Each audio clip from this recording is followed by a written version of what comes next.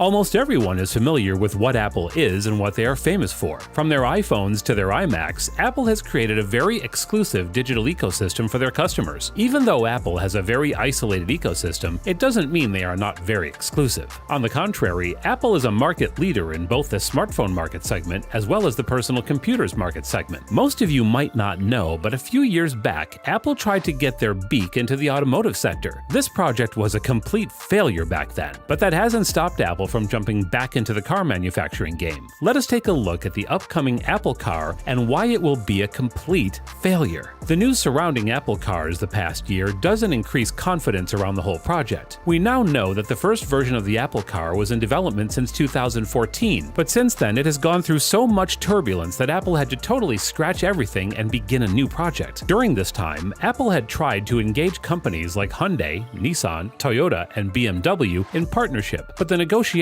would always fall apart. Apple Car project was also plagued with people leaving the project. All of this doesn't add credibility to Apple's aims to become a trusted car brand. Let's go through some of the project failures that Apple Car has gone through and why this means that Apple Car project might end up costing Apple billions without producing any value. Apple Car chief Doug Fields leaves Apple. One of the most major blows Apple Car project faced was when earlier this month it was reported by Bloomberg that Doug Fields, then head of Apple's electric car project, left the company for Ford. Doug had been offered a position as the Chief Advanced Technology and Embedded Systems Officer. Apple was really counting on Fields to finally lead the Apple Car project toward the right track. This is because Doug had expertise in the automotive industry. Previously, Doug had worked with Tesla and was a crucial part of the Tesla Model 3 project. Tesla Model 3 is the cheapest Tesla electric vehicle yet. People at Ford were pretty happy with poaching Doug from Apple. Ford CEO Jim Farley went on the record to say that it was a pretty good moment for Ford to get Doug on their team and how he would be an asset to Ford. Sadly for Apple, they were left without a leader for their Apple Car project. It seems like people are more attracted towards projects with more established automobile companies like Ford. According to Apple, Kevin Lynch will now lead the Apple Car project. Lynch has been working at Apple since 2013. Before that, Lynch had worked at Adobe. Kevin has also worked on the Apple Watch project. But the problem is that Lynch doesn't have any expertise in the automotive world. This is not a good sign for Apple. According to Apple, there are some senior executive level people on the Apple Car project that do have automotive experience from the likes of BMW and Tesla. Doug Fields abandoning the Apple Car project isn't the first time top talent is taking flight far away from the Apple Car project. Top project executives working on the Apple Car have left to greener pastures. These include Dave Scott. He was leading the team working on Apple Car robotics. Dave left Apple Car to become CEO of Hyperfine, a cutting-edge technology company working on a portable MR imaging device. Another executive named Jamie Wado, who had previously been overlooking the safety and regulation-based activities for the Apple Car project, also left Apple recently. He is now serving as the CTO for CanView, another company working on digitizing the road and highway infrastructure. Benjamin Lyon was part of Apple Car's original team when the project started years back. He also left Apple Car and is now the chief engineer at Astra, a private space launch company. According to Bloomberg, almost a dozen top-level people have left the Apple Car project this year. This is not a good sign for any project, as top-level executives leaving a project in such a short period usually mean these executives don't see a good future in the project, and there is potentially now room for success or growth. People don't usually jump ship from a completely safe ship.